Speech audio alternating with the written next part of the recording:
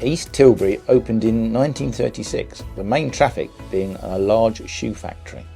Grays Station opened in 1854. The station now has a bay platform used when trains shuttle to Upminster.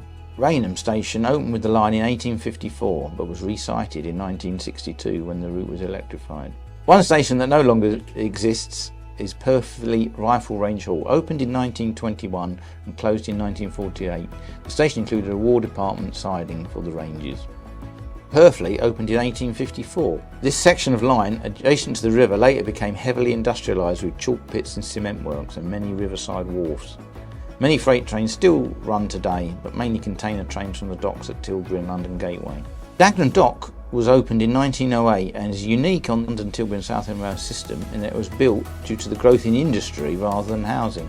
Whilst the dock of the name remained relatively small, the Ford factory, built in the 1930s, provided large numbers of passengers as well as freight. Ockenden Station was opened with the branch line in 1892. The station was the only passing place on the single track line. In the 1920s, the station regularly won Best Station Garden competition. Chafford Hundred Station was opened in 1995 to serve the large Lakeside shopping centre. The branch now sees regular through trains between Fenchurch Street and Southend once again throughout the day.